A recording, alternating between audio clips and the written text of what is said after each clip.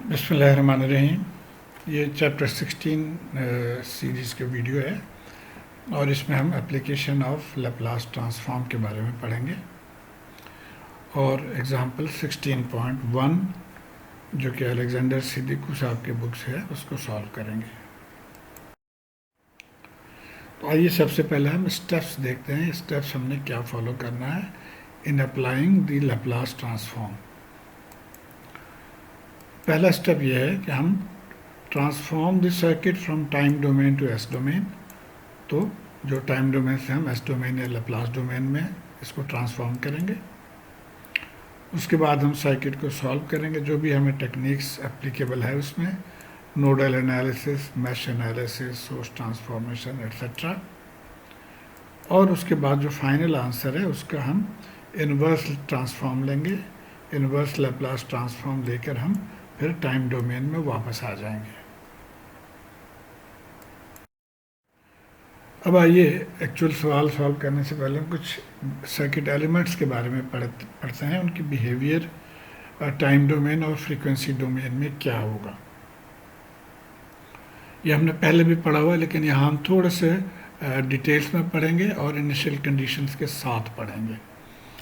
तो पहली बात तो ये है कि रजिस्टर में कोई फ़र्क नहीं पड़ेगा। ये देखिए रजिस्टर इन टाइम डोमेन जो है वो I इंटू आर है VT, और इसी तरह लैप्लास डोमेन में VS जो है I इंटू आर है।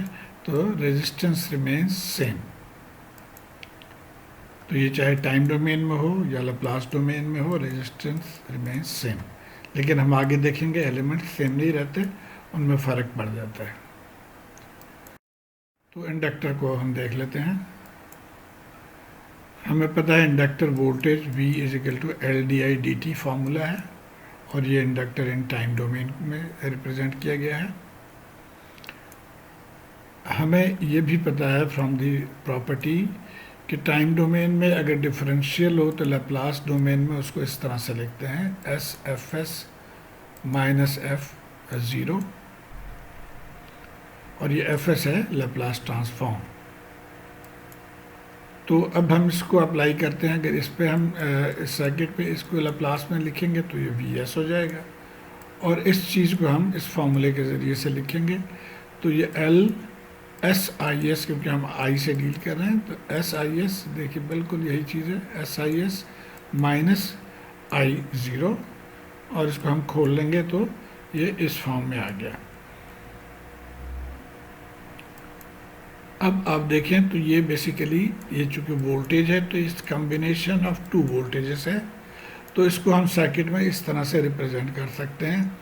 ये वोल्टेज है तो ज़ाहिर है ये सम ऑफ वोल्टेज अक्रॉस दिस और वोल्टेज अक्रॉस दिस, इसको मिला के होगा। अब ये अगर हम IS से मल्टीप्लाई करें तो हमें यहाँ पे SL लिखना है। ये टर्म लाने के लिए IS से मल्टीप्लाई तो यहाँ पे SL लिखना है। तो इसका मतलब है कि इंडक्टर को हम SL से लिखेंगे। उसके अलावा एक टर्म और हमें ये वोल्टेज सोर्स एक चाहिए, ये वोल्टेज सोर्स LI0, ये ताकि ये इक्वेशन कंप्लीट हो। तो अब यहाँ पे देखें कि इंडक्टर एक्चुअली दो टर्म्स से इसको हमको रिप्रेजेंट करना पड़ रहा है, SL और ये एक वोल्टेज सोर्स। इसकी एक और भी फॉर्म है, वो भी देख लेते हैं। यहीं से अगर हम इसको मैनिपुलेट करें और इस फॉर्म में लिखें और फिर यहाँ से करंट के फॉर्म में लेकर आएँ, तो अब ये IS ये दो टर्म्स में है, यानी दो रास्ते हैं करंट के, एक ये रास्ता और एक ये रास्ता। इसका मतलब इसको हमें पैरेलल में अब शो करना पड़ेगा सर्किट को। तो ये पैरेलल में सर्किट शो हमने किया, और ये देखिए current multiplied by SL is VSL, current multiplied by SL is VSL, या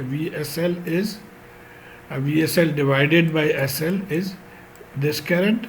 तो हमने यहाँ पे इस तरह से लिख लिया कि VS divided by SL। तो इसका मतलब ये हुआ कि हमें यहाँ पे SL चाहिए, और ये जो दूसरा टर्म है ये भी एक करंट है, तो ये एक करंट सोर्स चाहिए जो कि एडिंग हो, यानी इसके साथ प्लस हो। तो इसका मतलब ये चूँकि इसकी डायरेक्शन नीचे की तरफ है तो ये डायरेक्शन भी नीचे की तरफ होना चाहिए।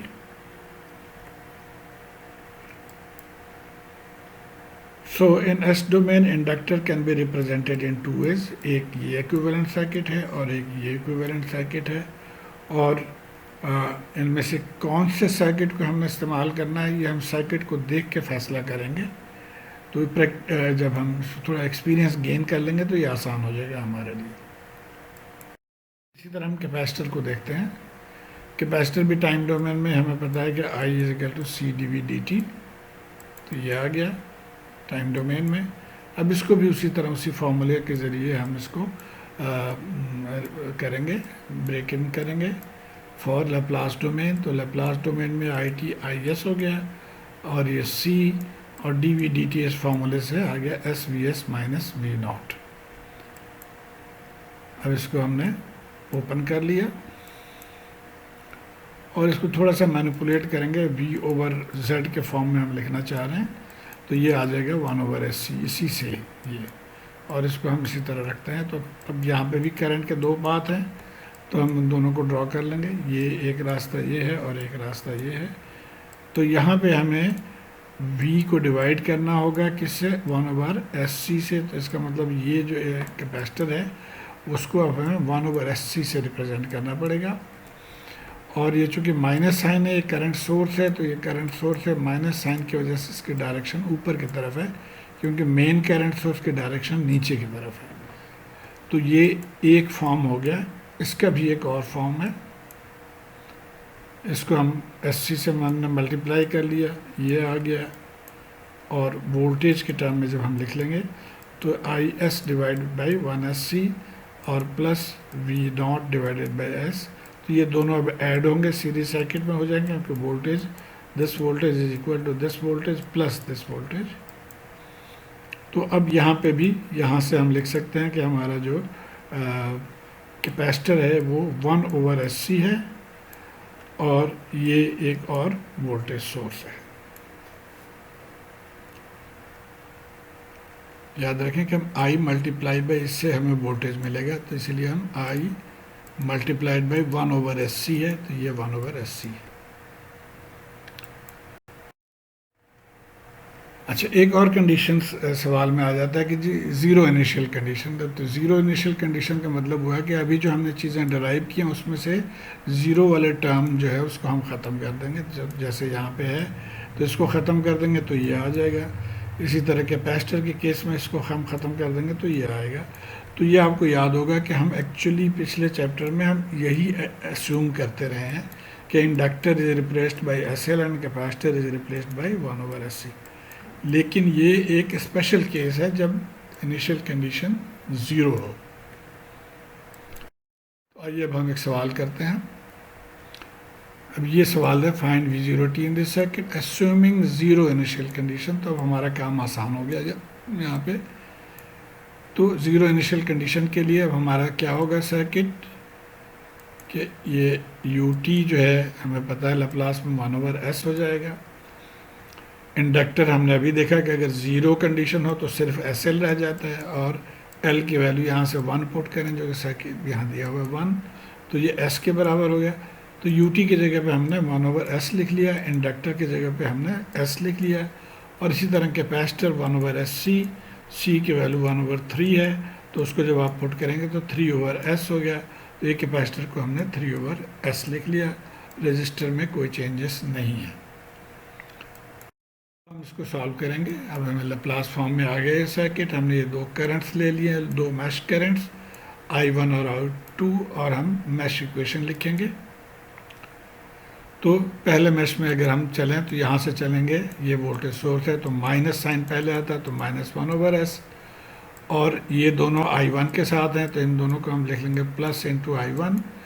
और ये फिर यहाँ से I2 भी शेयर कर रहा है इसको, लेकिन इसकी डायरेक्शन अपोजिट है तो इसलिए माइनस लिख लेंगे हम। तो ये आ गया, इसको हमने सिंप्लीफाई कर लिया तो हमारा इक्वेशन नंबर 1 फॉर मैश 1। इसी तरह मैश 2 के लिए यहाँ पे चूँकि वोल्टेज सोर्स कोई नहीं है तो ज़ीरो, ये तीनों एलिमेंट्स जो हैं वो I2 से मल्टीप्लाई हो रहे हैं, तो तीनों को हमने I2 से मल्टीप्लाई कर दिया। और ये एलिमेंट I1 से भी शेयर हो रहा है लेकिन डायरेक्शन ऑपोजिट है, तो इसको माइनस साइन लिख लेंगे। अगर आपको इसको समझने में डिफ़िकल्टी हो रही है तो मेरा जो वीडियो है मैश एनालिसिस के बारे में, उसको ज़रूर देखिए।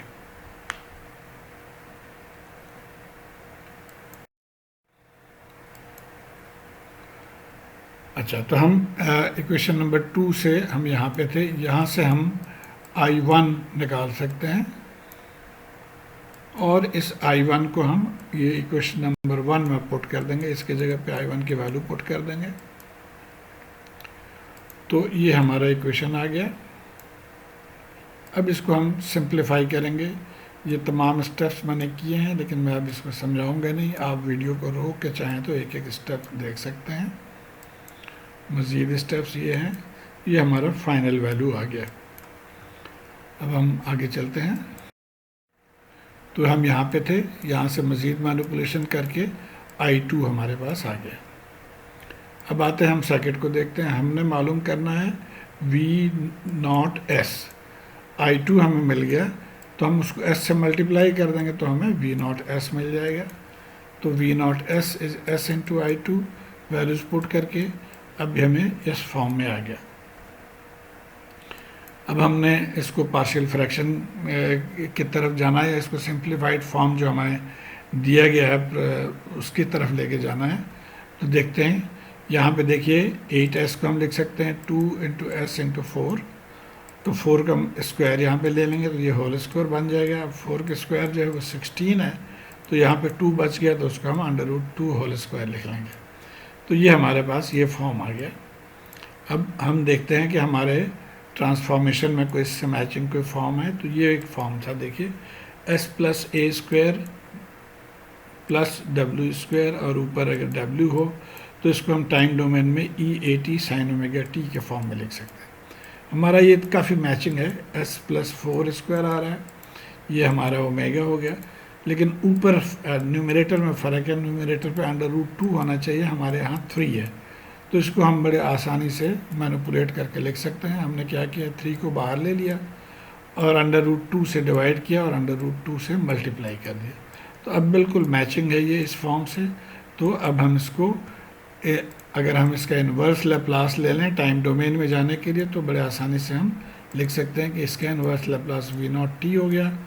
ये 3/√2 बाहर आ गया, और ये इस फार्मूले के तहत लिखेंगे हम e⁻⁻⁴t sine under root t, और चूँकि वोल्टेज है तो V four volt, and this is for greater than t is equal to 0। यानी ये तमाम जो हम सॉल्व कर रहे हैं ये t ग्रेटर देन 0 के लिए सॉल्व करें, ग्रेटर देन इक्वल टू 0। तो उम्मीद है आपको कुछ समझ आ गई होगी बात कि किस तरह से सिंपल सर्किट को सॉल्व कर सकते हैं। शुक्रिया।